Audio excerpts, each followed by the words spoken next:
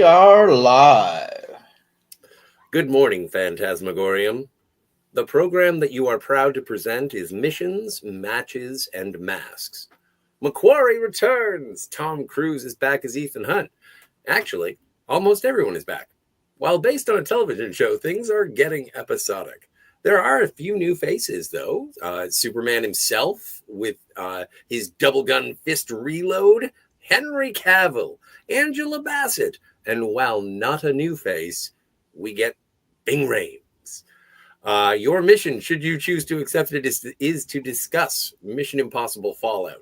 Should any of your team be interrupted or drunk, the secretary will disavow the entire stream. I am Scotty R37. Kat is Henry Cavill's mustache. Ernesto is Henry Cavill in the Justice League with the mustache CG'd away. I am also the guy who CGI's away the mustache. And of course, Steve is Henry Cavill's mustache. How are you guys doing? It's been a while. Good. Yeah, small hiatus. Yes, we're back.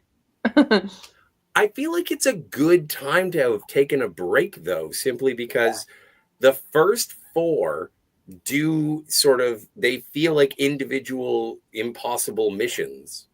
Whereas this one, I was like, oh, okay. Everybody's back. Everyone's fine. There's no more and apparently there were ideas of having Jeremy Renner back to be killed, but that fell apart because he was doing Avengers. Well, there was also the fifth one that you skipped over after the first four. Yeah. Was there a fifth one?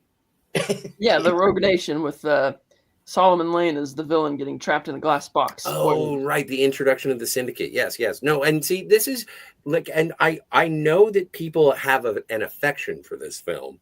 I saw it for the first time last Thursday and for the second time today. And yeah, fine, I guess. But this is turning into having a Fast and Furious marathon. Wow, I felt the same way. I'm not disappointed, but I watched this movie last Thursday and I was like, I have no idea what happened.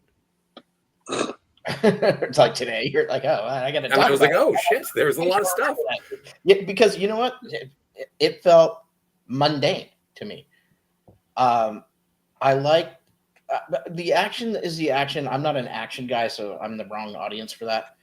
That's ramped up, and if you're in this franchise for that, then this movie probably did it for you. But it was like it just felt like the same, more of the same. I wish they would delve deeper into the politics of it, because it just action. I also felt like this movie was probably about 25 or 30 minutes too long. I felt the time in it. I'm like, damn. You're gonna have a fun time with the new one that's coming out. Yeah, right? I know, right? We'll get to that. Yeah, hopefully I like it better than this one. I really liked the last one, and this is more of a continuation. It felt like of that. But I don't know, man. It was fine. It's not like I hated it, but it certainly I wouldn't be one of the glowing reviews like on Rotten Tomatoes. Got great reviews, 98 I think it held. But man, it was fine. Another installment, good. But I didn't think it was great, and I didn't think it was anything to write home about. So Sinners had elements of insanity, but ultimately fumbled. In the chat says, Fallout felt mundane. That's crazy. Then I flew over the cuckoo's nest as well. Yeah. Follows up saying, Fallout is the absolute zenith of Mission Impossible films. Nothing can top it. It's so interesting. Steve, yeah, that's interesting. I'm glad, dude. I'm glad it fell. It landed on like that for you. It certainly didn't for me. Like I said, I don't hate it. No.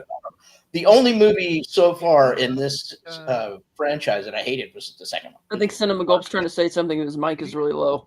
Yeah, Ben, you got to crank that sound. Okay, my bad. Sorry. No, you're cool. Still hard to hear you. Yeah, it's fucking weird. Hello? Okay, it's better. A little better. Steve, do you like any of these movies? I do. Which ones? The second one I didn't like. The second one I hated. I really didn't like. Well, All the rest, everybody hates the second one. yeah. So, but every other one I've scored above 5 out of 10. Okay. So yeah, it just this one just really didn't do it for me. Oh, this one's. Oh, dude, this one. But I love the last. Like the last one shocked me because I liked it more than I thought I was going to. Well, I love the ending of Rogue Nation. Yeah. Well, and by the way, before we continue on, Ben, I did want to say, hey, Ben from Cinema Gulp, welcome to the panel. Oh, thank you. Is my sound better? Yes, but a lot better. Sure. No, but the couple episodes I've been on this with Steve, he hasn't liked them, and they've been my 2 favorite ones, which is Ghost Protocol and this one. I was like, oh shit. Well, Ghost Protocol I liked, I just didn't love, but yeah, the last Rogue Nation I liked. Kat or Ernesto, someone else. What do you guys think? Ladies first. I think this is probably the most unique movie in the Mission Impossible canon because it feels more like a sequel and a traditional movie the way it's styled. It's not as much about writing action beats to fill and worry about the story later. Like they clearly were. It's a continuation of the previous movie. And to Steve's point that, there's action, but there's not a lot of action in this movie. It's like it starts and it's like, here's the plot information right up front. I like the cold open tease where they trick you into thinking there's been nuclear bombs everywhere and it's just a fake out. That was cool. Like that. That was awesome. And I did love the whole conceit of the movie that the reason it's called Fallout and the reason they're in this predicament is because Ethan chose to save Luther. And he's like, no, this actually matters, which is something the CIA director, Erica Sloan, comes around to accept by the end of the movie. But the whole mid section of the film after the Halo jump is like this ongoing, a lot of plot and stuff. And I actually liked that because it was a departure from Mission Impossible. And I like that Ethan's, like, the thing he has to think about is, how am I going to save all the cops? Well, convince them I'm on their side. And Ilsa showing up was kind of, I thought that was a little convoluted. And it's like, really, you're undercover again and working for MI6 and the Syndicate and playing both sides? Okay. But the big twist, the thing I love about Fallout is that the big twist happens right in the middle. And you see a couple of the things coming. Like, Henry Cavill is probably, we're in spoilers, right? Like, yeah. You kind of know where Henry Cavill's character is going, but like even that double cross and then that sort of like it was like a quadruple. It was like a quadruple cross, and it's like they did that in the middle of the movie so that the end can just be sort of like a big action scene without. I literally rolled my eyes at that. Oh, really? I fucking love the fuck out of it, man. I like the fact that they put it in the middle. I just it was. I mean, there's a lot. Well, in all these movies, there's a lot of coincidence, right? So yeah, I just have to suspend my disbelief. I have a hard time with that with these movies for some reason.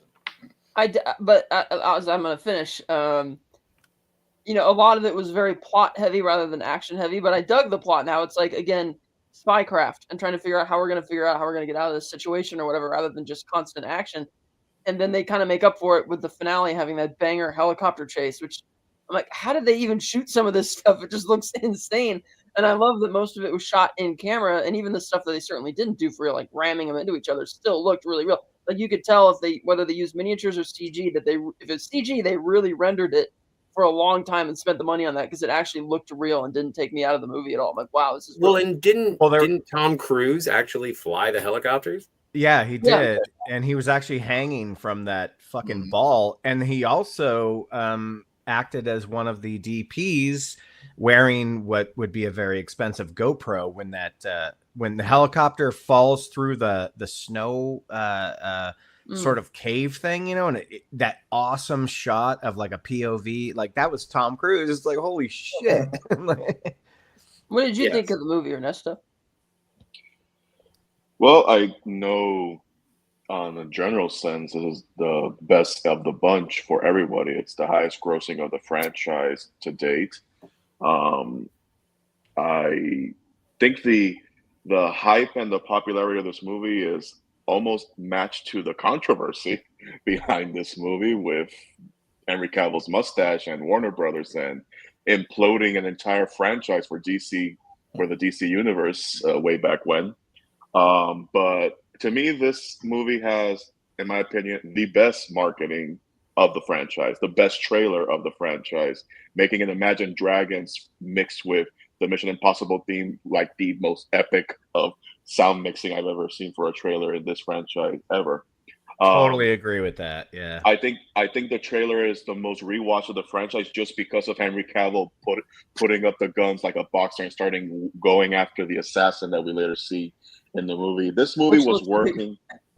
Which looks like it grows his mustache out of nothingness. Yeah, he grows the mustache, and also the shirt pocket comes out of nowhere as well, unless it was just stuck to his chest the whole time. But this movie was a lot of fun from start to finish. This is one of the ones that I actually went out and saw 5 times at the theater. Oh wow! Whenever I had the chance, that's how much I had a fun time with it. I even took my dad to see it when it came out. I think it was showing at the IMAX. I don't know if a lot of it was shot in IMAX or not, but they were showing it at the IMAX, so we went there just for the hell of it.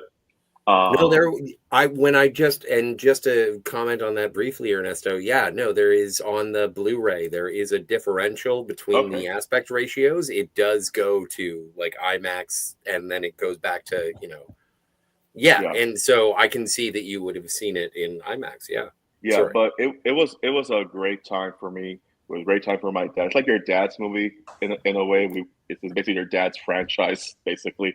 But it was a great time, start to finish. Everything was hitting on all cylinders, and I always kept joking and poking fun because they have that bait and switch in the trailer where Ethan's flying the helicopter, and he's about to slam into that truck, but it never happens in the movie. And to this day, even though it was a bait and switch, I was like, yeah, but how the fuck was he gonna get out of that situation? It was like a hair fracture of a way of crashing.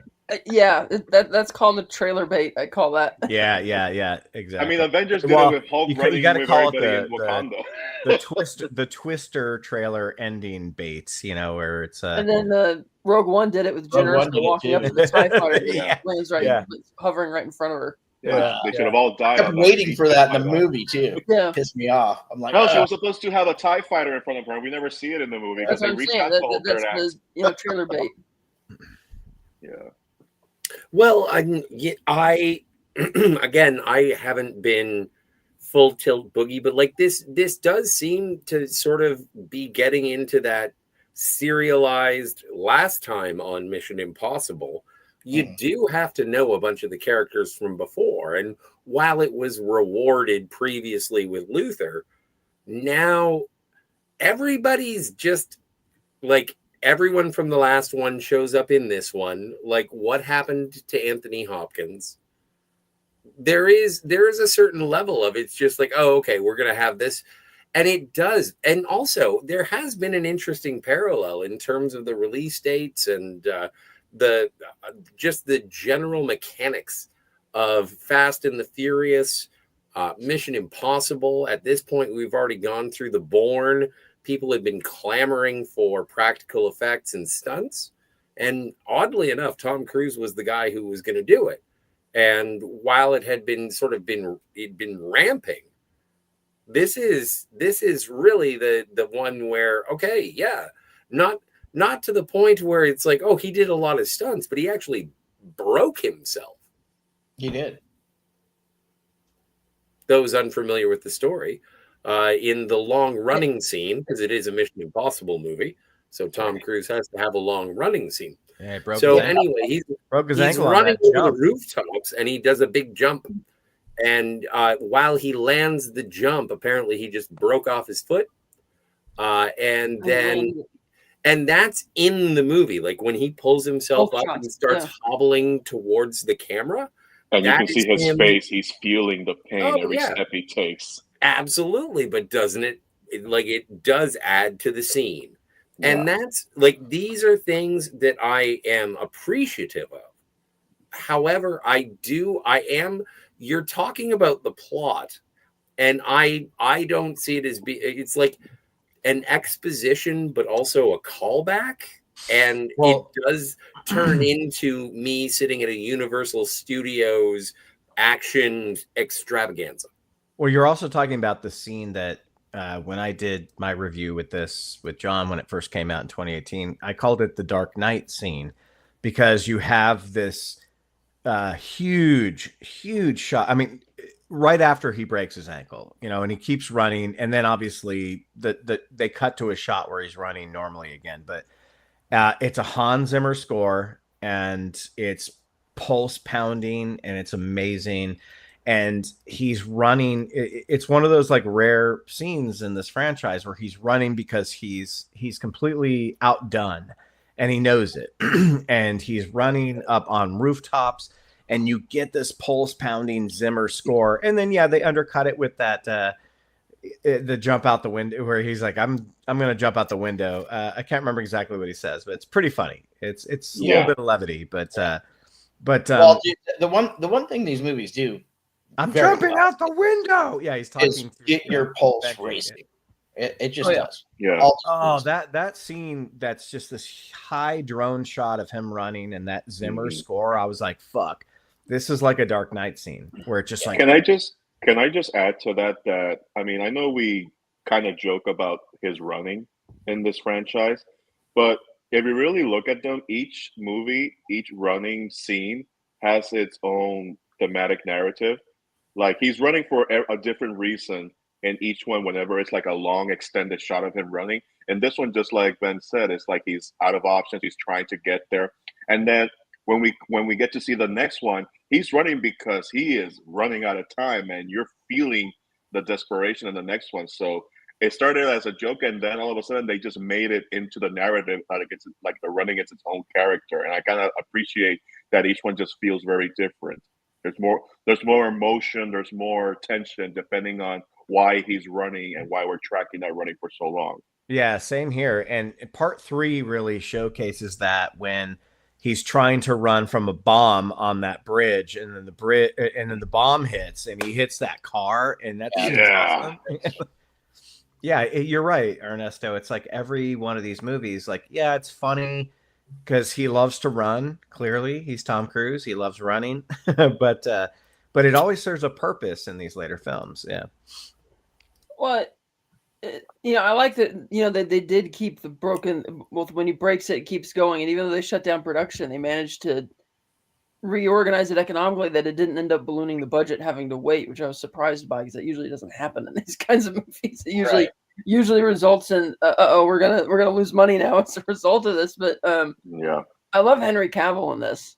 My God, Henry Cavill this is the best. I think I don't think I've ever loved Henry Cavill more than in this movie. Like the cocking of the arms, like the fact that he's sort of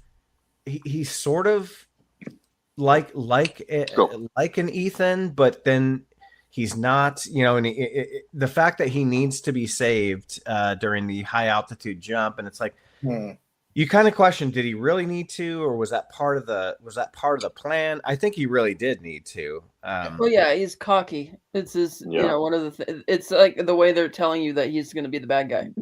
But he is so good in this, and I love that it takes it all away. My only problem is I wish he didn't die. I wish he would have been a through line villain that showed back up, But yeah, his death scene was pretty good though. So one of Steve's predictions came true, where he said he was pretty sure that we were going to see Julia again. Yeah, right. Yeah, you got that right. Yeah, even though it's in the trailer, but okay. I don't remember seeing it in the trailer. But then again, it's been 7 years, so maybe I did. I can't remember. I haven't seen the trailer. Well, he hasn't seen the trailer. He's only seen these for the first time. Yeah, I do not remember that in the trailer, but it was a great scene, and she got to spend most of it with Luther, which was awesome. Yeah. It was really that whole ending with all those 3 juxtaposed stories going on was juxtaposizzles. I know. Yeah, I agree, but I agree. I like that part. Yeah, it was really cool, like because you have the Rebecca Ferguson character sort of like aiding Benji, and then you have that we got to get this bomb thing with Luther and her, and it's like and then you have the big stunt going on with Tom Cruise and Henry Cavill. It's a fucking, like, this is what an action movie is supposed to be. You know. Okay, I'm gonna have to reel you in when you say shit like that. Okay. And just specifically about Julia, this is what an action movie is supposed to be. No, this is what a franchise does when they want to get rid of a character thread. This is specifically a denouement of we won't be seeing you ever again. Thank you for coming back. Thank you, Wes Bentley, for pretending to be a husband. This is I our totally forgot. goodbye. I totally forgot that was Wes Bentley. Yeah. But like I felt that it was like, oh, okay, I know that there's another movie after this. I know this could have been the last movie, but I know that there's another movie I think after this this. should have been the last movie, to be honest. And the thing is that knowing what is subsequent to this, and again, going back to my intro, this is getting episodic.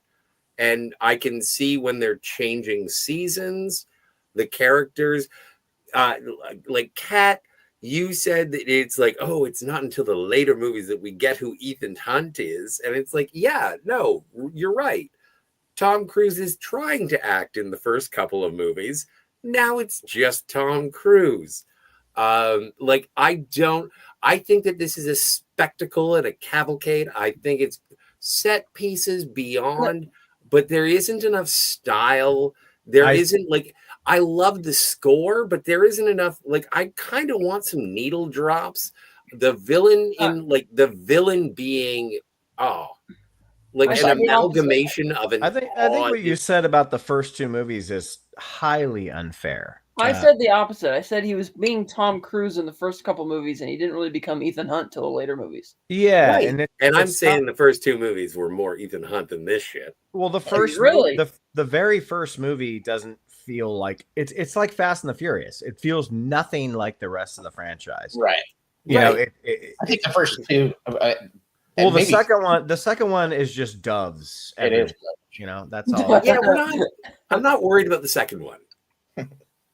No, but I think you're speaking unfairly of Tom Cruise in the first two, because like it wasn't really about, like, part three was them saying, okay, we have to turn this franchise around and make it about a personal issue with Ethan Hunt. So now we're going to finally dive into. No, I mean, what are you shaking your head for about that? I'm curious. Like, well, I'm shaking my head about that because, again, if you follow the Mission Impossible timeline, it is produced by Tom Cruise. There does become a point where this is like, when they say a star vehicle, Mission Impossible movies have been nothing but for Tom Cruise since the onset. Except for the first one. No, the first one too, I think. Not really. I think it was from his production company.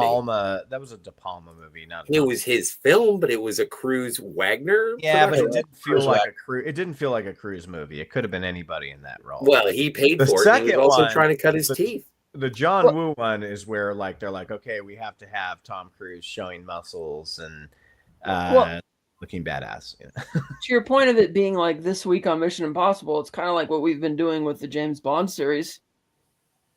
You know, the whole Craig era is that, and then just James Bond. It's like it's same formula recycled over and over again. They just changed this location and the. Good point, Kat. Good point. Well, but the thing is, and when people show up in James Bond movies, they show up sporadically. You get new characters. You get to meet new allies, and also Vanessa Kirby as what's her name, the White Widow. Is amazing in terms of an extension of Max, although not like alluded to, not confirmed on screen or in canon. Like with Bond, that happens semi-regularly, and in this one, like the last one we saw when we got the bad guy from Die Hard, he was in it because he was a bodyguard for Max in the first one. Like there's the continuities and what is going on is it like I don't know. I'm just saying James Bond has more style, and I'm talking the first 20. I'm not talking the last 5. Like I think that again it becomes mundane and homogenous when you start watching the Daniel Craig era, the Jason Bournes, the the Fast and the Furious, the Mission Impossible. Like you could I literally agree. throw all of these I into agree a with all blender that, and Scotty. come up with the same thing. I fucking hate the Daniel Craig Bond movies. I think they suck. I don't hate them, but I'm just saying, like, at a certain point, this is all starting to look the same. And the one saving grace in Fallout, not one saving grace, there are many saving graces. I'm talking like I hate this movie. I'm not hating this movie. I'm reflecting on it in the same way that when you said, get all that 90s out of my movies. And now I'm like, this is what they're talking about when they say the modern audience. Scotty, you gave it a 7 out of 10. And why did you hate the movie? Yeah, exactly. I hated the movie, 9 stars. Yeah. But I'm like, it is something where it just feels all the same. And the thing that really highlights the Mission Impossible movies in my mind now is the star power of Tom Cruise and knowing that he's doing as many as of the stunts as he can do. Yeah, the marketing of the stunts. No, the factual of him flying. No, but I mean the helicopters and doing the halo jumps. I mean, the marketing is him doing the stunts. So yeah, same thing. Yeah. We also have the continuation with Simon Pegg and Ving Rhames in these movies. Of course, I wish I had made a bumper because. Do you guys mind if I bring this up? Because this is the one thing I wanted to talk about the most about this movie is where the fuck is Brandt? Where did he go? We all know Jeremy Renner wanted to spend more time with his kids when they were super young, so he bailed out. No, he said it in his own mouth in an interview. He loved being in this franchise, but he couldn't do part 6 because he wanted to be with his family. But man, they never even wrote him out of the story. Like there's just zero mention of him. Well, he was also at the same time they were filming Fallout. He was filming Avengers Endgame because they had overlapping film schedules. That's true. Which was also at the same time as they were filming Infinity War. Well, I guess it's weird that there was just he's no not in mention. Infinity War. Yeah, no, I know. It's weird that there was no mention because it's like he was kind of becoming a big part, and then it's just I think it goes back to what we mentioned earlier when we reviewed that Ghost Protocol, which is that at the time they were thinking of having Renner take over because Mission Impossible 3 didn't revitalize the franchise like they thought it would, and because Tom Cruise had been in a bit of a lull for 4 or 5 years, they're like, well, if the audience shows up for the action and they like all that kind of stuff, if Tom Cruise isn't selling it, then we could swap with Jeremy Renner. But then not only did Ghost Protocol succeed, but Jeremy Renner's first lead action role in The Bourne Legacy just kind of failed a little bit. Yeah. And that failed. And I think that changed the plan. Of course, they can't officially talk about that. Of course, Tom Cruise isn't going to admit that was a viable thing that they were considering. I liked him in The Bourne Legacy, though, but it just didn't do well. I liked it too. Yeah. I think, it kind of reminds me of like when Kobe Bryant. Daniel's Hot Topics, just wanted to say hello. When Kobe Bryant was asked in 2011 about Derrick Rose, hey, so there's this new point guard who's pretty awesome. Are you going to pass the torch to him? And Kobe Bryant goes, I ain't passing shit. And they go, does he have to take it from you? He goes, he can certainly try. I think that was Tom Cruise when they were like, I guess Jeremy Renner's going to take your spot. And he's like, dude, he ain't taking shit. Well, when it comes to Kobe Bryant and Tom Cruise, I think Tom Cruise would have said, you know what, Kobe? Don't take the helicopter. Right. Yeah, it's probably. See, I was gonna make a joke, but then you did it for me, and I realized, that was a good idea that I kept. Well, no, but it wasn't funny though because there's no way that Tom Cruise would tell somebody not to take a helicopter. Then we would be down both Tom Cruise and Kobe Bryant. Your rationale makes no sense. Anyway, moving on. Beyond the death of Kobe Bryant. Well, in fairness, sorry, Ernest. Nothing. I thought again. No, I'm not going to make the joke. Oh, come on, man. Kobe Bryant's dead. What is he going to do? Make a three-pointer? No, because a friend of mine did the same joke, and it was tasteless then, and it is tasteless now. Yeah, whatever. Okay, you tell us afterwards, and we'll decide. I will. Put it in the private chat, and I'll read it. No, I don't trust you. Speaking of James Bond, rip Joe Don Baker, great guy. Oh yeah, also, Joe Don Scott, Baker. The fact that you put the Fast and Furious franchise in the same topic as Jason Bourne, the Craig era, and this franchise is insulting. What the fuck? Yeah, it is. That is I can't. insulting. I would have accepted No, but Fast I Five, think but not the rest of that bullshit. I'm Well, just I mean, saying in I don't terms of understand what you mean by generic that. Like, era. what do you mean by that? Like, only you because the consider Jason Bourne movies series, the is Craig era, as generic. Only no, you but the consider Jason that as Bourne generic. movies are what like inspired the new Daniel Craig Bond movies. Right, Yeah, but but I the would Fast never and call them Furious is generic. so hokey and sloggy by comparison, though. Right, no, but I'm not saying that. But it's like, why is it so insulting? I don't. Well, because And like then I also said, the- the I would Fast and never the Furious call them movies are generic. such garbage by comparison. Yeah. No, but what happens with all of those films is that at a certain point, instead of being like and maybe the Fast and the Furious is too derogatory to include in all of this. Yeah, that's But- a hard comparison, brother. No, but I think that because it is an escalation of street racing that goes to space, and you're like, I don't know how we got here, but apparently we got here. And when we were doing like real classic spycraft in Mission Impossible 1, and now it's like a guy gets hooked in the head with a fucking, actually the hook in the head is pretty good.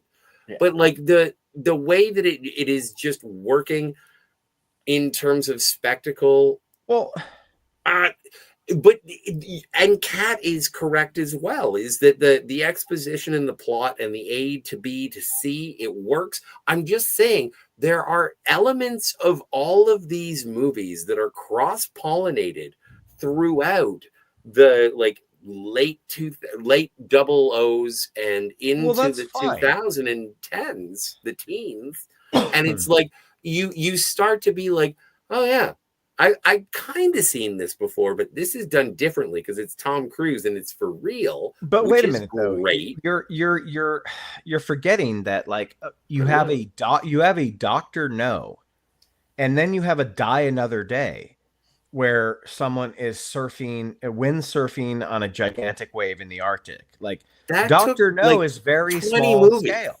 No. But it's the same thing that you're talking about. It's like, where did we get to this point? And it's like, well, Yeah. what does it matter how much time it took? It's like, this is. Yeah, I thought Die Another Day was shit too. no, I do too. I'm just saying, like, you have Dr. No, which is No, but just he's saying it's the same thing. They started out very small and believable, and then Right. it's gotten completely insane.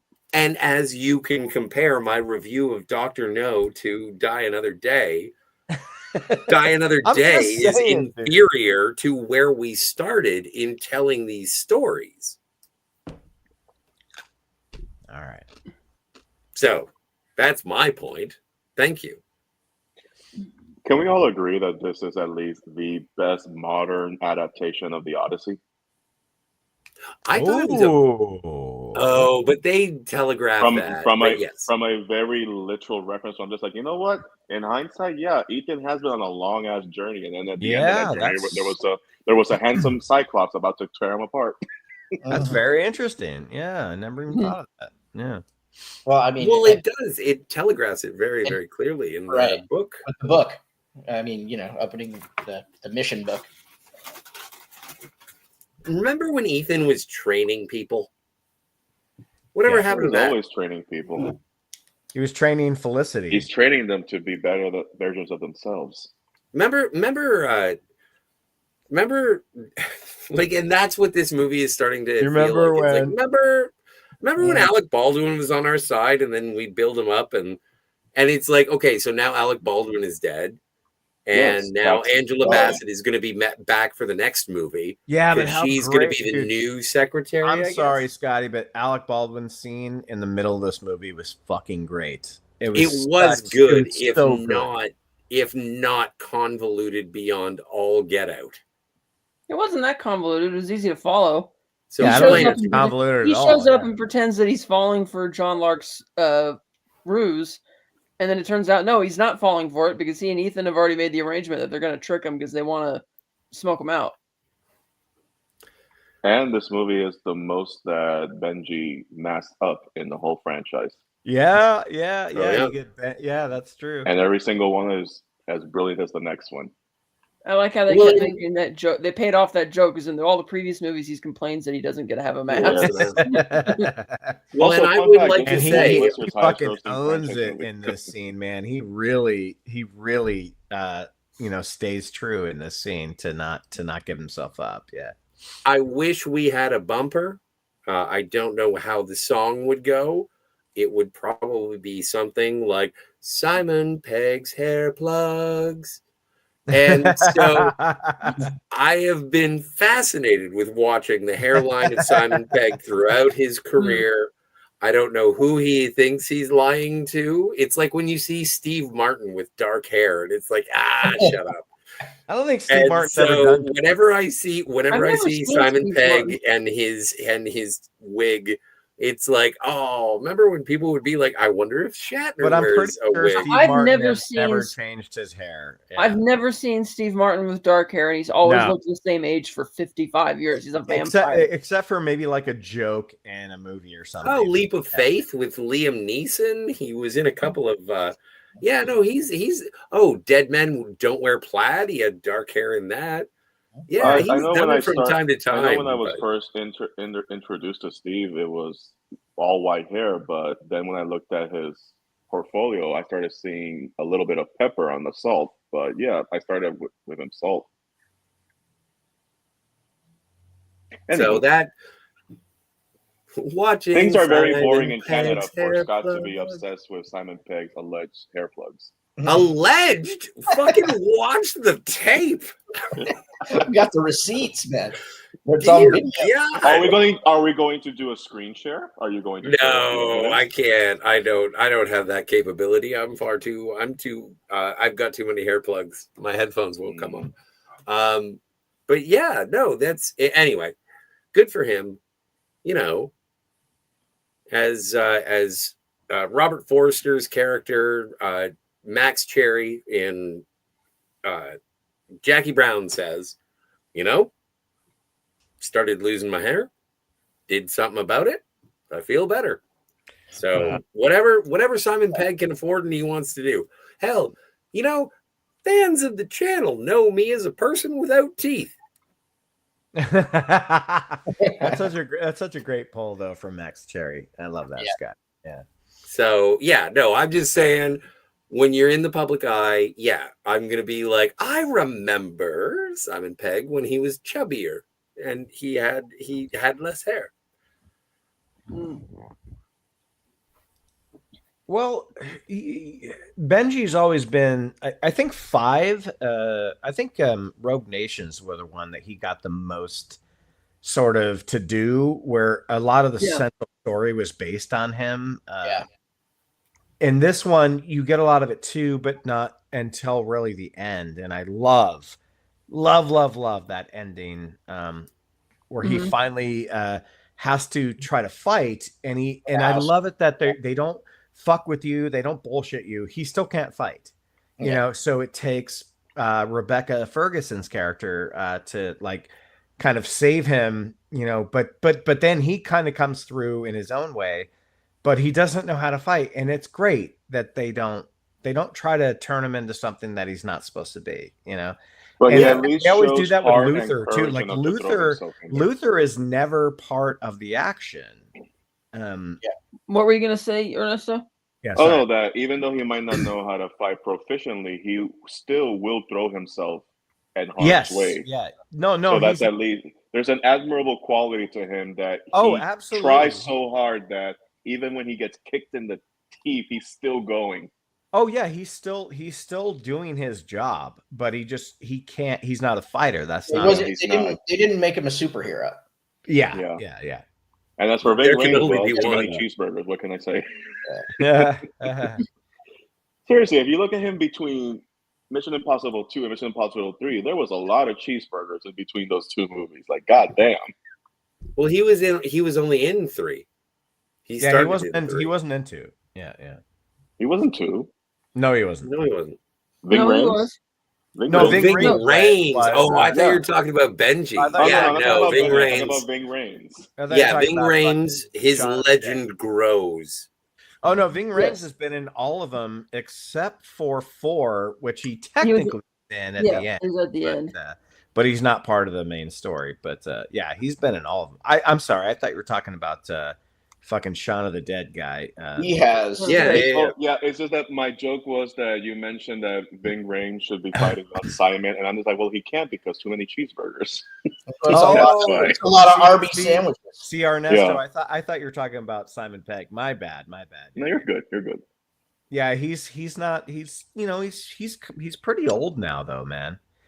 So I think he was Tom. like pushing 50 in Pulp Fiction, so that motherfucker's got to be like 80 years old. Well, if So- he was pushing 50 in Pulp Fiction, he looked damn good for 50. Well, I don't think he was that old. I don't think he was that old, Cap, but he was in his 40s for sure. But like, Didn't he you know- play Don King? yes, but I want Scotty to say it because I'm not. Ving Rhames is 66 years old. Okay. Oh, he's only 66. Holy Hey, shit! Okay, black never don't mind. crack. He was a lot younger than I thought. Black don't crack.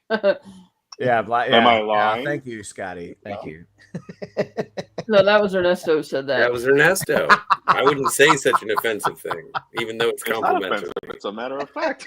It's a badge of honor for the black community. Yeah, it's not actually an insult. You know?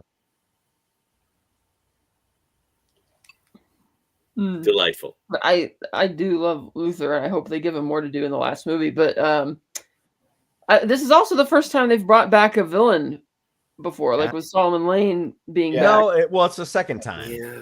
It's the second time. Yeah, And I What was hate the other that time? guy. because Solomon Lane was in Rogue Nation. He was also in Fallout. That's what I just said. They brought him back. It's the first time they've done that. Oh shit! I'm sorry. We're talking about Fallout. My bad. I thought we were talking Yeah. about. I said And that we are live. Yep. Yeah, it's the first time I they've brought a am villain. drinking. I like the Yeah, me idea too. that I like the idea that MI6 wants to kill him because they know that other nations will interrogate him about things unrelated to his terrorist activities, things about Britain. Like that's good. That scene when the camera just decides to go with the truck as it turns. Yeah. Oh, yeah. It is so good. Again, this is why that this was really franchise stands out because of stunts like this. This is it's why people go watch them. There Because were of these some stunts. cool tracking shots, like almost POV, where you're in the very beginning and the first half of the movie, or maybe the first quarter of the movie, where you're following Ethan Hunt from the back. I really enjoyed those shots, and they stood out to me. I was like, "Oh, these are cool shots." Yeah. Well, and the motorcycle stuff was good too. That was awesome. Oh, fantastic! Like that's No, I do. Yeah. Like in terms of the cinematography of the action sequences, I was always on the edge of my seat, and that's the thing is that I really like for action. It was pulse pounding. I enjoyed it, and then I was like, after the initial adrenaline rush or the dopamine hit, what happened? A lot. Yeah, but I didn't like I don't know. Maybe it's my drug-addled mind, but it's like I watch something like a James Bond movie and I'm like totally fine with it and I get what's going on because it's not overwhelming. And I don't want to say that Mission Impossible is overwhelming, but it's just like I don't know. Maybe I'm not grounded to the world or the characters. I And feel it the just- same way. Scott. It just looks like, oh, that's cool what you did. Mhm. It's like watching a YouTube video where people do crazy things, and then it's like a Jackass movie, and then in between, like the commercials are telling me what exactly why they're doing this.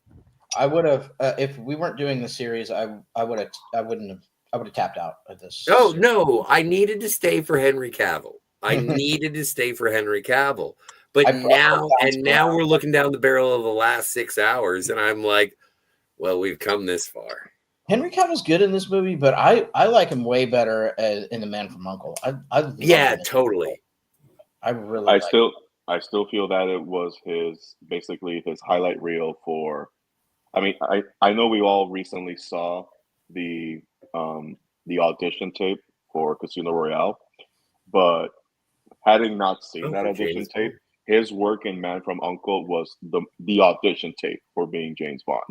Yeah, I mean, it was so good. That was fantastic. I hate that not many people saw more of it because they were clearly trying to hit the Mission Impossible audience, with The Man from Uncle, Mhm. but it clearly did not land like that. But I'm okay with it because it's one of Guy Ritchie's best. It's really good. See, I didn't love like The that Man movie. from Uncle. I love The Man from Uncle, except for the third act and that stupid hydrofoil race or whatever the fuck is going on. That's the part where I'm just like, all right. All these movies have one of those though. Yeah, but it's just like You know what it I mean? was such a good movie that could have ended better. Totally. Like even when you look at the Kingsman ended better than The Man from Uncle, but The Man from Uncle is a better movie. Agreed. And it's just The a matter Man of from Uncle did did you- not end with somebody saying, "I'm gonna do you in the butt." Well, Like, I know. Kingsman did. And Adrienne Palicki was in there and everything, and from what I understand, she's very willing. We're 45 minutes in. You can say anal. No, I know, but I didn't want to besmirch the honor of Adrienne Palicki. So, not any further than I already have. I really liked Henry Cavill in this movie, though. Yeah, he's I great. thought he was great. I thought he was charming, was slimy, fantastic. duplicitous, and not obvious until the plot and I writing am required actually it. super happy that he stuck with the mustache that he had for this movie over cutting it for something that was going to suck, because he's fucking great in this movie. He comes off as like sort of he's kind of a good guy. You kind of know he's going to turn, but you're not 100% sure. And then when he does, you just love him even more as a character. Yeah, he crushed it. He crushed it. Also, By the way, I wanted to say hello to the chat. Yeah, I'm doing a terrible job. Anyway, what were you saying, Ernesto? Oh, I was gonna say that I think the last time I rewatched this movie, it kind of like dawned on me. I don't know why I didn't before, but when they're in the restroom and they're fighting the assassin, It's a great fight. a fantastic fight. But man, the gamble that Walker took, because he was not. It did not seem like either of them was going to win that fight until Ilsa came in there and took him out with a bullet, because they were losing that fight and Walker was KO'd practically. I really liked that line. And it was like, can we still get a mask? And I can't get a mask without a face. Yeah. I thought that was, and it was like, and that's one of those things where people talk about graphic violence, and that was like the puddle of blood that was there on the bathroom floor. Mm-hmm. And the way that they sort of play it off, it's like, hold your head back for the nosebleed. But you know a guy's been shot in the face, but it's never shown, but it is totally in your imagination. I do want to give Mr. McQuarrie a little bit of credit. I think he has constructed a film. I think that it works well. And I really appreciate the choices that he makes. And especially in the ridiculous. It is both ridiculous and grounded at the same time. And I think a lot of that has to do with the previous Mission Impossible movies. Mm-hmm. And I think it obviously has a lot to do with the caliber of the performances. Because I think everybody's doing. I think that bathroom. Tom Cruise. I think that bathroom fight needed a little bit of Arnie going cool off. Oh yeah. Yes, but there was no rubber urinal, so we survived that. Yeah. What about the Halo jump? That was awesome. Yes, it was. It was pretty rad. You can hear something they did for real. You can hear the attorneys for Tom Cruise in the background going, "Fuck." The insurance company too.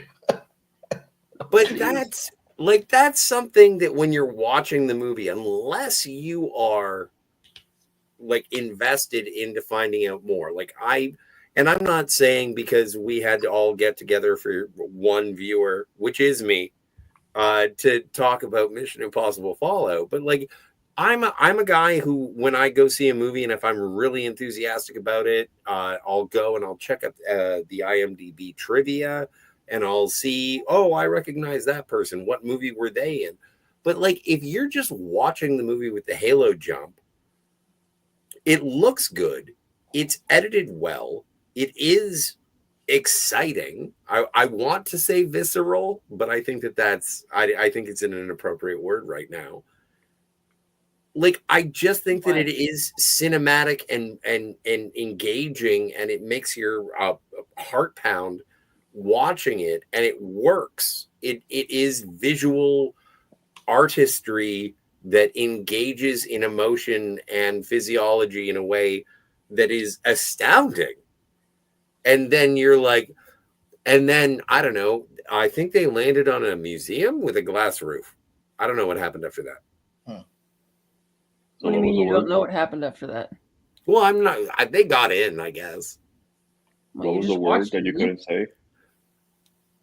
That's the joke. Oh, okay. You're not funny. I get it. I know. No one thinks I'm funny. Canada. All right. Yeah. No, it's northern. It's northern. We're gonna have to tell. I'll be back in a second. I have to go. Jesus Christ. I have to go drop another dookie somewhere else. Canadian dookie. So this movie continues what I feel from watching the series is a bit of a tonal shift. This feels definitely, part of like 5, 6, probably 7 and 8 are all going to feel. I'm thinking the same. So almost like you could block these 4 movies out. Yeah, because with Ghost Protocol, you have the setup at the end where they mention the Syndicate, a little bit Rogue there, Nation, right? Yeah, All Out, and then the next 2 are their own separate franchise within a franchise because they are sequels onto themselves. Yeah. Even though you can say Which is that interesting. starting from the 3rd one, but really the ones that really feel like they're more connected to each other, like really connected, is the Macquarie touch. It was starting in Rogue Nation. Yeah. Mm-hmm. Which is cool. Also, to the earlier point about Tom Cruise's acting, I still think, and I think I mentioned it when we reviewed Mission Impossible 3, that is his best acting as Ethan Hunt, and it was mainly because of the interrogation scene with Owen Davian. I still think that's his best performance in the franchise. I really like that. That's one of my favorites of the series. Here's the steelbook I got for this one.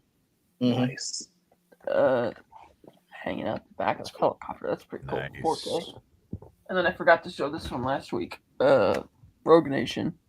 Oh, Yeah, that's a nice one. This one's just regular Blu-ray though, but hang on. I'm still waiting for the super set after the Final Reckoning comes out. Yes. Let's see what's going on in the chat. Before you do that, Kat, I gotta go. Okay. How many stars do you give this out of 10? This one, I give this one 9 stars out of 10. I love this movie. Okay.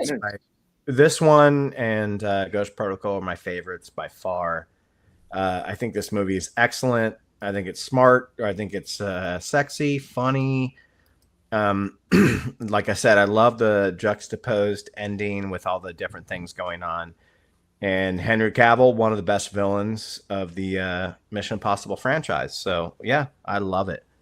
Nice. And thank you guys for having me on. Sorry I have to jet. Okay. But thanks guys. And thanks, man. We'll see you soon. See you, Ben. All right. Everybody have a good night. You too. So Lemon asked, how many hot peppers did Kat give this movie for a number of hot dudes? The correct and only answer is Henry Cavill. As we all can attest, Kat is a pretty big fan of Henry's Cavill. Aren't we all? It was like a 70% chance he was going to turn great performance to Henry Cavill. Oh yeah, for sure. I figured it the second he started acting all douchey, but I do love that moment when Hunley says, "Well, Ethan, what the hell do you think he's here for? He's a hitman. He's an assassin here to deal with you." And the way Ethan looks at him, like he's kind of surprised, and Lark's like, "Just the job." Yeah. You work with a scalpel. I prefer a hammer. Yeah, that was True words have never been spoken in reference to Ethan Hunt being a scalpel and Walker being a hammer. Those are the best comparison. Kat gives this movie 4 out of 5 hot peppers. Yes, and all of them are concentrated on the mustache. The White Widow was so good in this. Yes. Can we agree that the White Widow was suicidal in this whole movie? She had that look of, I am ready to die right now. She was, and she's like, just being so cavalier about trading. Yeah, I'll give you 3 nuclear bombs or whatever, no problem, Huh? And it's like, really? It's like, she's so evil. Yeah. something we will revisit. No spoilers because Steve and Scott have not seen the next movie. Let's see what we got here. I give Scotty 1 hot pepper out of 5 for attention to the chat. Well, I assume I'll get a 5. The club scene music in the bathroom fight was such a well calibrated segment. Yeah. Yeah. Also, Yeah, going back to the Steve, you're a hot DJ. pepper. What'd you think of that? I'm sorry. You're a DJ. You're a What'd you DJ. think of the music and all that? Oh yeah, I love the music. Yep, thought it was great. Great transitions. It worked. That one worked really well. Lemon Pie, is this movie part of the Fallout franchise? No. No, thank God, no. Dear God, no. Fuck no. Sinner says so many moments in this film that are just excellent. I agree. He says we'll get ready for Mission Impossible 7. It's a complete downgrade from Fallout. Again, the action scenes are so intense at times in 7 though. Yeah, we'll get to that when we review it in 2 weeks because I'm gone next week. Right. We're hearing the same thing about 8 too, right? When because the reviews are coming out for the new one already. The only common criticism I've heard of the last one is that Very it's heavy. too long. And too long. That's the common one. The biggest thing that I care about going into these last 2 Mission Impossible movies is Haley Atwell. Yeah, me too.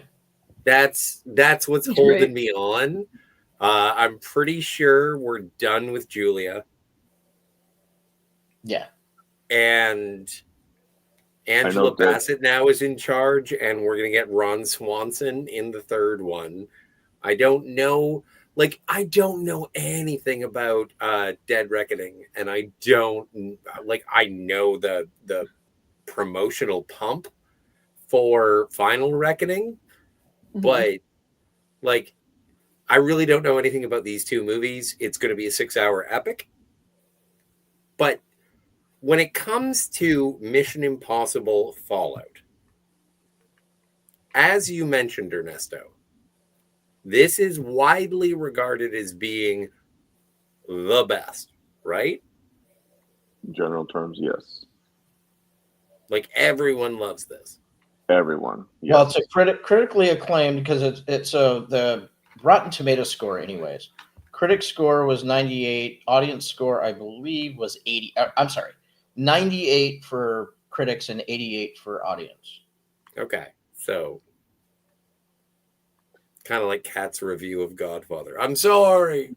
Kind No, you're not. You're an asshole. No, I'm not. I'm not at all. And This is better. This is more exciting than it's The better Godfather. than The Godfather. That's right, ladies and gentlemen. Mission Impossible Fallout is better than The Godfather. Oh my God! Hey, DJ Play Nice. You bastards. Good to see you, Deej. But this, I can understand why this is like a culmination. Like when people say derogatorily that this is made for a modern audience, this is like a movie that is made for a zeitgeist of the time. Like for some, everyone was clamoring for more practical effects, and this does practical effects. Mm-hmm. Everyone Plus the star power. I mean, and the star power. Star for power sure. is huge in this movie, right? The cast is A-level actors, or at the time were soon to be A-level actors, right? So it was. I think it was a combination of that. The time, like you said, that the zeitgeist and the star power that brought people to the theater to see it, and critics and audiences liked what they saw. Yeah. I'm gonna slightly push back on you on your point earlier, Scott, about this movie being part of the modern audience commentary. Because me personally, this is probably just me, I didn't start hearing the term modern audience used in the quote unquote derogatory term until after the pandemic. See, I don't think this movie fell into that lumping of, it's a movie for modern audiences. I don't think this movie was part of that trend yet. I think it was after 2019. I think, okay, and I understand where you're coming from, because when people refer to the modern audience, they refer to perhaps the nature of ideologies or in terms of messaging. Is that where you're sort of Yes. okay? Because we can all agree that post 2019, that was a lot of the conversation of a lot of movies, whether they be blockbusters or dramas or whatever. There was a lot of basic inner fighting within the film community about modern audience quotation marks. So Well, that's and why that's my definition of what when someone mentions as modern audience. and I have a different sort of perspective on that in terms of Ben left. Is that the modern audience, I think, in my perspective, is geared more towards editing styles, tonal choices for a mainstream audience. It doesn't necessarily have to do with editing, or sorry, it doesn't have to do with messaging. It has to do with a shorter attention span theater.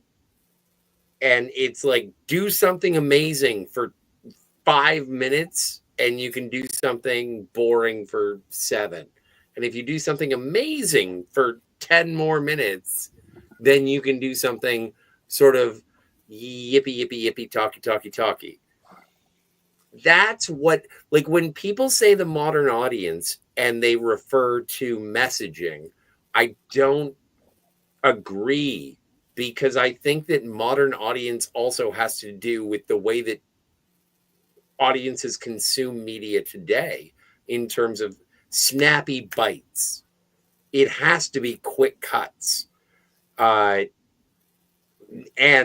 in exploring this topic, one of the things that this movie does, it does hold on its shots. Mm-hmm. And so maybe applying modern audience criticism in terms of low attention span theater, this movie is not low attention span theater. And so, yeah, you're right. No, in fact, I think it lingers on some shots, and I think they could have tightened this movie up. That cuts. But like and Steve, when you think of modern audience, do you think that it's a matter of messaging, or do you think it's a matter of make it like a strobe light? Everyone wants things to be faster and more intense. I agree with your assessment. I think that's what I personally feel. But I think the opposite is probably true amongst most film fans. Well, fuck them. I'm rad. Why do film Twitter? I think Ernesto has a point. I think it's taken as a slight more about messaging. Yeah, Angela Bassett's in the movie, so the movie's woke now. I get it. Oh, there's that. But if by you putting it in those terms, then I can see your line there. But I can also agree with the final point you made, that this movie does not fit in that mold, because it's not a modern Fast and the Furious movie, where that one is definitely bottom of the totem pole, lowest common denominator type of storytelling. That's why Daniel's Hot Topics has chimed in and says that's why modern audiences can't stand Star Trek Next Generation, because it's slow and boring. Yeah, and that's what I love about it. I don't know. I'm different, I guess. Well, but that's everyone wants it to be faster and more intense, like for the modern audience.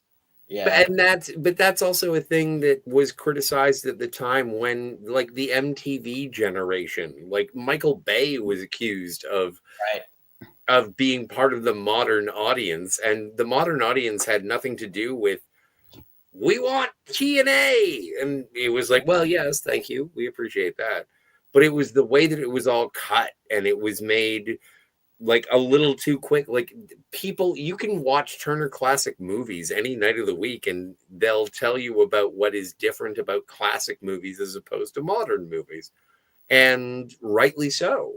But when people say the modern audience, I think it has a hell of a lot more to do with cutting and editing and direction, and there's no pacing. Thoughtfulness, and it also shows that a lot of studios learn the wrong lessons from what works. Yeah, and always. they latch on to, again, trying to get the lowest common denominator to pay for them. Which, hey, they do. Netflix is doing a great job appealing to the lowest common denominator every week. Like they just throw money into the wind to never be seen again. Well, that's why Hello, I pay for. To your point about studios never learning the right lesson, we observed that with the Terminator franchise, where after Terminator 2, every movie was just a remake of Terminator 2. Yeah. Like Terminator 2 worked because it was a reinvention. It was totally different, even though it was the skeleton of the same story. And none of the others learned the right lesson from that, you know? Mm-hmm. Every Star Trek movie that didn't emulate Star Trek II: The Wrath of Khan, we don't like this. We want Star Trek II: The Wrath of Khan. Mm-hmm. Or at least in the modern era. Although the original 6, same deal. Star Wars, Star Trek, 6 episodes and out. That's true. It's why I'm always convinced that, you know how there was always that long period where they always said you can't make a lead action movie with a woman because it's never going to work. It's never going to make money. But my argument was always like, yeah, with that attitude, it's never going to work. And then when they kind of gave you examples of movies that had women as the leads and they never made money, I'm like, well, you picked every single movie where nobody had a creative vision. Nobody had the energy or the time or the care to even try to make a good movie. Yeah, these are terrible options because nobody was wanting to make a good movie. They were just making shit. Just be like, see, told you. And then Thelma and Louise came along, and it's like, what do you know? These movies can make money. Yes. Well, and the Hunger Games franchise came in. Oh, shit. Movies. Just make good movies. It won't matter. Thelma and Louise is like arguably a prestige picture of sorts. Like there were Oscar nominations and whatnot.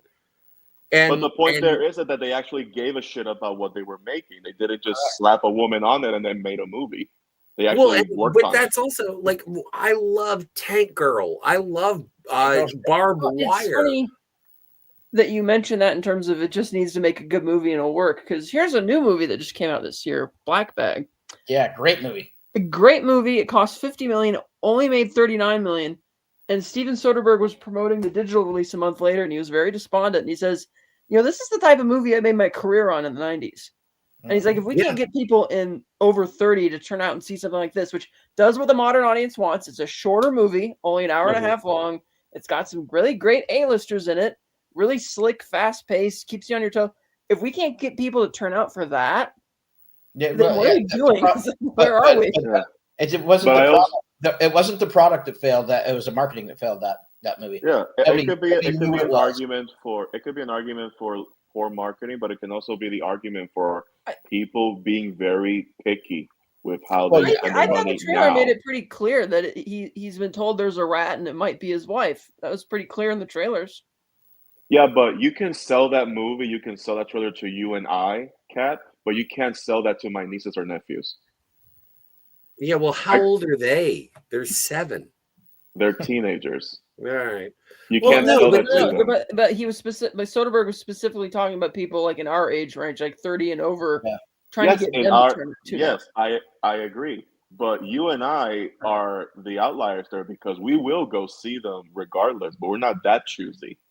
Everyone else is choosy in our age range. Right. But what I'm saying is that he wasn't trying to appeal to people as young as teenagers like your nieces and nephews. They were trying to get an older, more sophisticated audience to turn out for that, and they didn't show up. Yeah, because they didn't know about it. It just wasn't marketed. It was attached to every movie I saw, the trailer that is, for the 4 months preceding it. So I don't see how people didn't know about it. And a lot of them probably had the same mentality as I assume, which would be, hey, that's a good movie to wait 2 months to rent. There's that. There's also the fact that most people don't go early and watch those anywhere. They walk in 30 minutes after showtime to just catch their movie. Yeah. But you know what, Kat? I bet you that we're going to see one of those news articles that we tend to be seeing lately a lot, where a lot of movies that nobody went to see all of a sudden have a huge surge on streaming platforms. Yeah. Oh, yeah, because I'm in the corner yelling at my screen, where the fuck were you? Well, yeah, because after Soderbergh gave that interview, he was despondent about it. The studio Focus Features reassured him that, dude, it's going to turn a profit on home media. Don't worry. Look at Furiosa too. Furiosa, nobody went and saw that movie. That movie's amazing. It's amazing. As Sinners It was a huge had punch to the elements of gut when they insanity, but didn't will perform as much ultimately as they something. did. Oh, look, yeah, exactly. There's a bunch of those examples. I mean, it's Well, and when but it goes Dude. back to this. It's hard to make it's hard to make good movies. It's not easy. Nobody gets a bunch of money together and gets everything lined up and says, you know what, let's go make the shittiest movie we could ever create. I will say I'm not surprised that Furiosa flopped though, because to be fair, the thing that people are most excited about from Fury Road, Furiosa, as played by Charlize Theron, was the breakout character. And they marketed that movie around, oh, she has to go find her way home. It's like, well, we know she doesn't find her way home because that's covered in Fury Road. So it's like you're but marketing. Andor is a success. Another marketing failure. No. I'm not saying that it's bad because we know the outcome. I meant they can make the story about anything related to Furiosa, but specifically marketing the movie around a story they already told means that you're not going to, with an actress who's not the same person who made the character popular, means it's not going to work. Because but Andor, that's prequelitis. Because we already knew that Andor was going to die, sure, but the story of the Andor show is not the same as the story from Rogue One, so it could still be exciting. But it's another marketing failure, and this is pervasive, and it has been pervasive in the industry for several years, even a little bit before the pandemic. Is that the marketing? It seems like some studios and some trailer houses get it right, and there's a lot that just get it wrong. I don't know if they're trying to market to a new audience or yes. I don't understand what it is, but there's a lot of times they're really missing the mark in marketing these films. A lot of these films. Well, but there's also like there are movies now that are attempting to be marketed that are like modern audiences is a real thing. Like they don't like sex. They're upset with like too much obscenities, like nudity and whatnot. I think that part of the reason, like, I think that when they made X and then Maxine and then Pearl, like, I think that Pearl was too niche, X was too sexy, although it did get a splash. And then when Maxine came out, it was like, okay, this is going to be our mainstream movie. And they took out everything. Right. Like the gore was gone, the nudity was gone, the sexiness was gone, and they just put in like cameos. And it was I like the movie. I like the movie. I thought X was great. I thought X was great. I enjoyed Pearl, and Maxine just kind of fell flat for me. Well, exactly, but I think that that was such an example of, well, what do we do when we're trying to get mainstream with this thing that was indie? Yeah. And like, I thought the movie Maxine robbed the character Maxine of all of her spunk and sass from the previous film. Exactly. Right. But that was in an effort to make it mainstream. Yeah. I still, Scott, you and I had this conversation when Pearl came out. They should have released Maxine the same year, and it would have been the best thriller trilogy of the modern era. Because I was convinced Maxine was going to come out the same year, and then when they did it, I thought that was a missed opportunity. Well, the quality of Maxine still would have been the same, though. Yeah. Would it? Because isn't the reason why it came out the following year because they were changing it to what it might have been before? Oh, I didn't know. Yeah. Like there were, I don't know what the creative developments are. I haven't looked into it, so I can't claim. I don't think so, because it was Ty West and Mia Goth was started. Did he have full creative while they were shooting Pearl? Okay. So I don't know. It's just that I felt that there was a complete major shift between what we saw in X and what we saw in Maxine. And then tying this back into Mission Impossible. Oh yeah, no wait, what? Really successful. The 7th one came 5 years after, but it got crushed by Barbenheimer because that was the week after, and that also kicked them out of their IMAX screens within a week. And so I assume it broke even on home media. if not. Well, turn we'll talk about Dead Reckoning But- next. In No, 2 I was just weeks. relating to the box office. I'm not talking about the quality of the movie. I'm just saying that Sure, it sure. relates to people. People still, even with Barbenheimer going on, that shouldn't have impacted the box office of Mission Impossible as badly as it did. People It just did. It didn't got turn out for crushed. it. Yeah. Yeah. And even after having a 5-year break between movies for the audience to cool off or want it more, they still didn't turn out in droves to go see it. I But think that's- I also feel It that made the half a lack billion though, so it's still good, but not what they of, usually. but not what Fallout make in Yeah, comparison. 300 That was less a than big Fallout, so. disappointment. Yeah. But Yeah. that's also something that, like, I think that the year before Barbenheimer, it was the summer of Top Gun Maverick. hmm That's And true. everyone ran out to go see that. And so everyone, like, literally, everyone had already seen Tom Cruise do stunts the year before or whatever they wanted from Top Gun Maverick. And then when the following year showed up and new stuff was there, it was like, you want to go see Tom Cruise again? And it's like, nah, I saw that last year. Can we? It's Can the we? big concert this summer. And that's what Barbenheimer was. It was such a phenomenon that Yeah.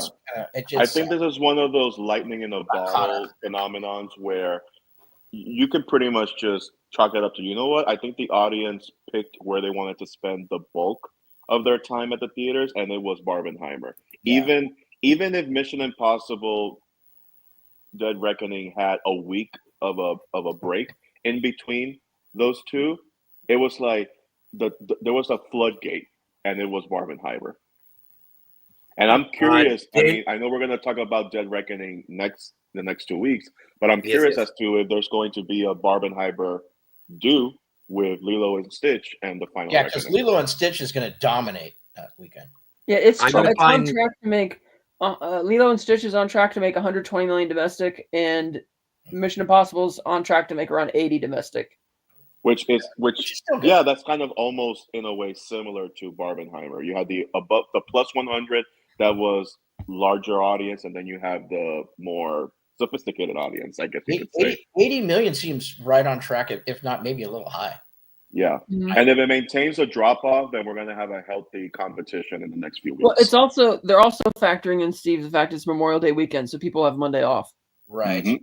Well, Like, I'm here's not- the problem is this summer is so stacked that it's not hardly any of these movies in the summer are going to have room to have legs, right? So July is going to be unless they're July is just going to be phenomenal. Well, I think that as much as I love Wes Anderson movies, they don't make big bank at the box office, so that's not going to pose a threat. No. Life of Chuck, everybody says it's great. That's coming out June 6th, the same week that the Wes Anderson one goes wide, but I haven't even seen a trailer for it, so I don't know. But if that's going to be something that's going to be a big box office take, probably not. I don't know No, but either, it's unless it has good word of mouth, because it looks really good. Okay, that's good to hear. Well, I'm going to see Mission Impossible 11D. I'm gonna go check out Fantastic Four. I love the Fantastic Four. I want to see it. I'm gonna go check out Superman. I love Superman. I want to see it. I'm gonna see the new Naked Gun. I want to see it.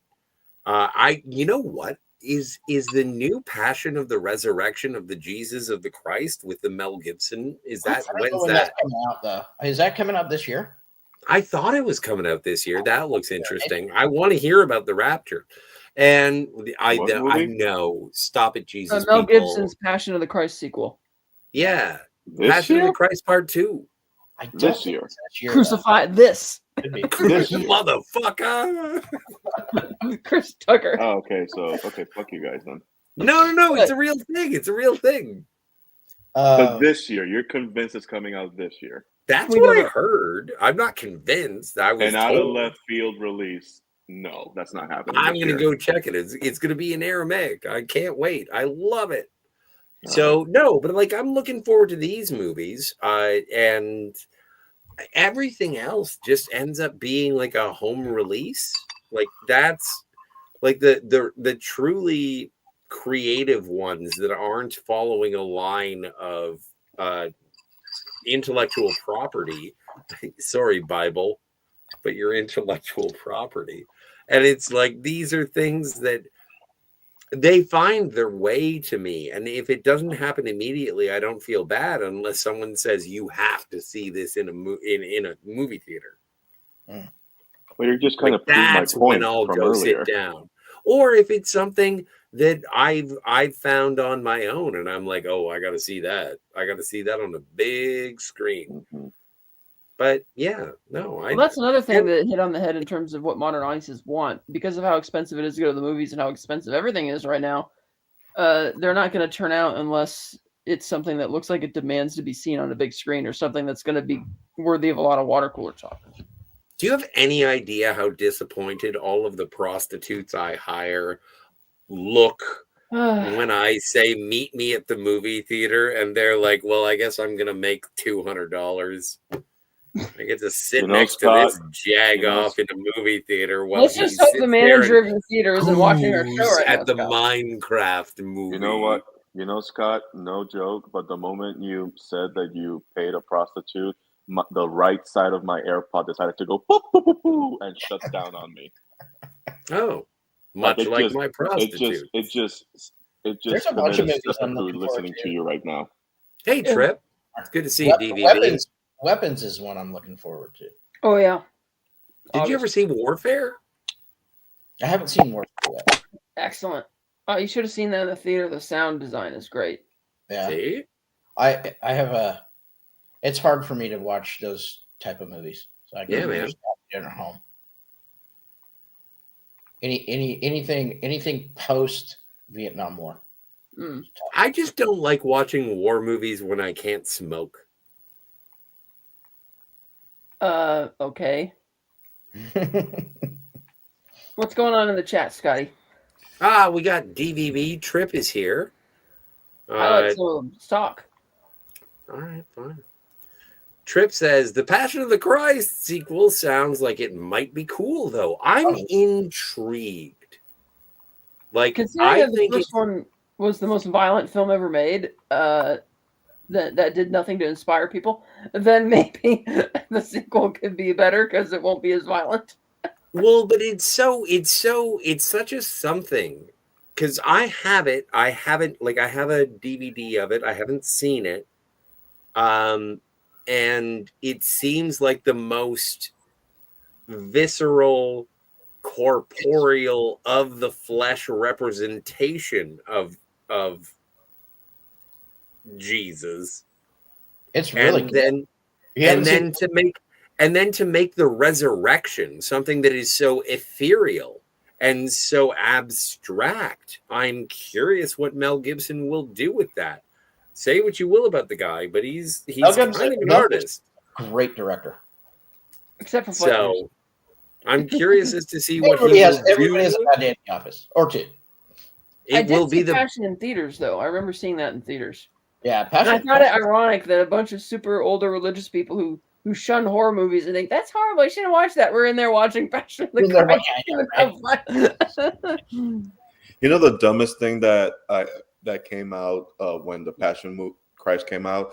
At school, one of my teachers was talking about how the Mel Gibson was talking with the Pope at the time, and that the Pope told him that as great as your movie was, you still couldn't fully capture the weight of pain that Jesus felt.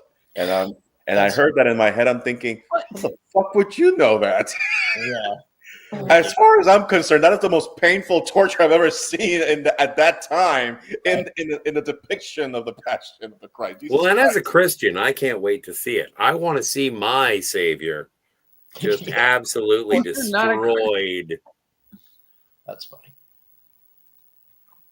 Tripp says, I'm not religious at all, but I think Passion of the Christ is a good movie. It is pretty brutal, though. That's what I've heard. I haven't seen it yet, though. And it's not just that it's violent, it's that the violence is very realistic. I've been dating a lot of Jewish women lately, and so we just get together. It's Netflix and chill. We watch Passion of the Christ, and then they run away. Herc says, pardon me, Mad Max knows how to make a film. He does. Not this year. Resurrection of the Christ is slated for 2026. Oh, fucking duh. Daniel's Hot Topic says they are writing the sequel to Alien Romulus. They started in February and they will start filming in summer 2026, just in time for the 40th anniversary of Aliens. Neat. And in between, Alien Earth.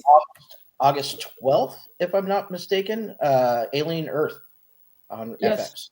FX. Alien Earth, August 12th. Yeah. We got Alien Earth, which I'm looking forward to. That looks good. Noah Hawley. I love Noah- I love Romulus. Yeah, man. Noah Hawley. If and anybody Noah Hawley, wants to I hear, if anyone wants to hear Kat Yeah. and my impressions of Noah Hawley, all you have to do is go and check out our so far complete review Mhm. of the Fargo television series, Yeah, the the movie. anthology series. Fargo was great. I really liked what he did with Legion. I didn't. I dropped out after the Amazing. first episode. So Daniel's Hot Topic says something ridiculous. He says, they nerfed Superman. Yes, I'm making fun. James Gunn, not Superman. He can still crack the earth with a punch. Shut up. Well, and also, how about you see the movie, sir? I respect you. I love you. You know, come on, George Clooney's You going want to to be talk nerf? Look at Bruce Timm Superman. That's nerfed. yeah, Bruce Timm.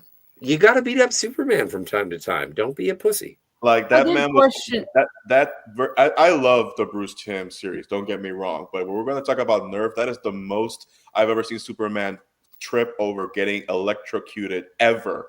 In his I love it when he gets electrocuted. It's question such a the get out way- of jail free. I did question the wisdom of James Gunn's Superman having the first image of him in the trailer be just smashed down in a total beatdown. I That's the first thing you want believe. people to see. Okay. No, you know? I believe a man can get beat up.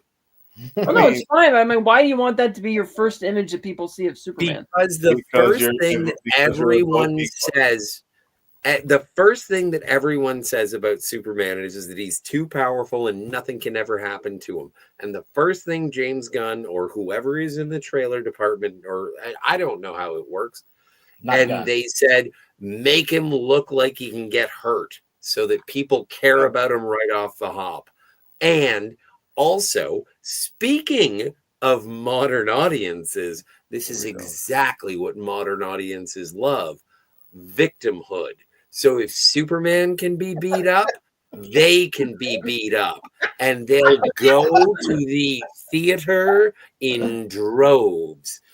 Fuck anybody who is saying go into the alley that behind they the theater. know what is happening with a Superman movie before they have seen it. Get your ass in a seat and tell me what it is after you've seen it. But your interpretation of a trailer is bullshit. Everyone has always complained about Superman not being able to be beat up, and then you finally see him beat up, and it's like, this is fucking stupid. He's Superman. Everyone is stupid and retarded. This is a song that you have to enjoy before you can discuss it. And if you don't like Superman songs, well, they won't make any money saving the world. A bunch of people are still saying the conversation has shifted lately to, oh, is it going to make $1 billion? Is it going to make $1 billion? I'm like, dude, I'm so tired Superman doesn't have to make $1 billion. But what it has to do is be good. It has to be good because it has a lot of repair to do from the old DCEU. So it just has to be good. It doesn't have to make $1 billion to be successful. But it does have to recapture an audience that it basically lost. DC. Oh, see, here's a little bit of faith. Thanks, Trip. The Guardians movies were good, so maybe the Superman will be good too. Yeah, faith in James Gunn. I like that. That's optimism. I love James Gunn movies. Slither is probably my favorite James Gunn movie. I think The Suicide Squad is a very underrated comic book movie. I like that one. Yep. And I like all the Guardians movies. Yeah. But I'm pretty much I say Gunn's fine. I think he'll do fine. I think Superman's. I mean, it's a different Superman. It's kind of more of an amalgamation, right, of Donner's Superman and Silver Age Superman. and Silver Age Superman. Daniel's Hot Topic says, "Why is Superman screaming when he's being cured by the sun?" Oh my fucking God! Superman never screamed like a little girl when he got healed or ever. No, he screamed like a little girl when he saw Margot Kidder crushed in a Pinto. So, yeah, no, he was a bitch before. He has a heart. And I think that you're being toxically masculine. And tying this back into Mission Impossible, Fallout Oh, ends with yeah. Ethan Speaking Hawke. of toxic masculinity. No. Bring that comment up again. Bring that comment up again. No. Bring Okay, it up sure. again. Don't be mean. Daniel is Oh, a I'm friend. about to be mean. Bring that up again. Daniel is a Okay. friend. As Don't far be as, mean. As far as creative choices go, most of the time we are used to Superman healing up when he flies to the sun. He makes a little trip and then he comes back down to fight. It is okay for someone's artistic interpretation for rapid fucking healing to hurt because his bones are resetting. Okay? Yeah, you could have said that calmer, but I agree Jesus with your Christ, points. I'm just tired of hearing the same argument, much to Steve's point and much to your earlier point, Scott, about people getting into victimhood. Oh, it fucking sucks. Fuck you. Well, but All due also, respect, but fuck you. and this is also like, and I say fuck you all the time, and I agree with you. I get pissed off and I get sick and tired of it. But the thing is that I don't want to get into a fight of fuck you. I want to get into a fight of, yeah, but exactly. Sometimes being blasted with 5,000% power of the sun, even if you're Superman, that's going to be a little bit of that's going to be a thing. That's going to be a day. Maybe you're going to have to take a knee. But I think we can all agree that at least the new Superman's not being directed by J.J. Abrams. Wasn't Jeremy Holt supposed to be? Huh? Who was supposed to be Lex Luthor in JJ's? Oh no, it was going to be Billy Zane. It was going to be Billy Zane. I like Billy. Not Nicholas Holt. So, Mission Impossible. Yeah, I think we're like. Are we given? I was tying it back into Fallout because at the end of that movie, Ethan's really injured in the hospital bed, and somebody cracks a joke. He's like, "Please don't make me laugh," because it hurts to laugh. So that's right. You reminded us, Scott. We have to give this movie. How many matches do we give Mission Impossible Fallout? Yeah, let's do it. I don't know, man. Do you want to get Steve? I think we're on the same side. Are we? Yeah, have we been doing this at a 5? I think this one lands solidly at a 6 for me. 6 out of 10 matches. 6 out of 10? I thought we were doing it at a 5. No, I think we've been doing out of 10. No, you're doing it out of 10? Mm-hmm. Do you have your notebook there? I'm gonna go 7. I'm gonna go 7. Ernesto? It's good. It's good for the pageantry. It's good for the casting. But at this point, I just feel like I'm tuning into next time on Mission Impossible. And now I'm just looking forward to next time on Mission Impossible. So I'm going to give it like a 7. There you go. Ernesto? A 9. A 9, yeah. You and Ben. Yeah, I'm glad we went first. Do you remember what I gave last week, the Rogue Nation? I was supposed to write that down. I did. You gave it a 9. I'll give this 8.5. Okay. So I gave it a 7. Steve gave it a 6. I gave it a 7. Ernesto, you gave it a what? A 9. 9. All right. Well, you're the highest. 8.5. I think I haven't. I don't think I've rated any of these movies higher than 7. Let me see. Oh yeah, no, you gave the first one a 7.5. Yeah, I liked the first one, and a third one I thought was really good. So you gave that a 7. Yeah, and the fifth one, yeah, is that Rogue Nation? Rogue Nation I liked a lot too. Yeah, Rogue Nation's it was a really good one. Yeah, I gave Rogue Nation a 9.5. So 1, 3, and 5. So yeah, like still looking forward to completing the mission. It is not impossible. It's not impossible. It is absolutely fantastic to be able to hang out and talk with everyone in the chat. Can we wind up? I think so we'll be back in 2 weeks for Dead Reckoning, and then a week after that for Final Reckoning, which means we'll have 2 or 3 weeks to see the Final Reckoning before we review it. Yeah. That'll give some of us who probably will see it more than once, like myself and Ernesto, time to see it a couple times to process everything that's in it. I know I want to see it in IMAX. Yeah, I am taking my. That's the thing I want to see on Saturday when it opens. Probably, I think that'll be only the second one I saw. I think I saw the very first one, and I'll see the very last one in theaters. Me too. Look at you. And this is, sorry, Ernesto. Look at you spending money, Steve. I don't know. Well, and this is the thing. on this franchise too. Look at Well, you. and this is part of the fun, and this is why I wanted you to be here, Steve, is because you and I sort of have the same relationship with this franchise. Yeah. It's like, yeah, I know it. Yeah, I can take it or leave it. Sure, I should watch it. It's been fun. I mean, it has been fun. Tedious. And so I do. It is great to be able to hang out and talk to you and longtime fans like Kat and Ernesto. Well, camaraderie you two have been in this franchise discussion. So yeah. So anyway, the one last little thing I'll mention about this movie is that I noticed they didn't add any new major faces to the team because excluding John Lark because he's the bad guy, or Angela Bassett. She wasn't really part of the team. She was just the CIA director. But so I thought that was actually kind of interesting that they didn't try and sample any new people like they do, like to your point about it being like a TV season where you introduce new people. This is the first time they didn't do that this time. Yeah, I mean, Alec Baldwin became a member for the team for like 2 minutes. Yeah, well, same as but then same as Jeremy Renner.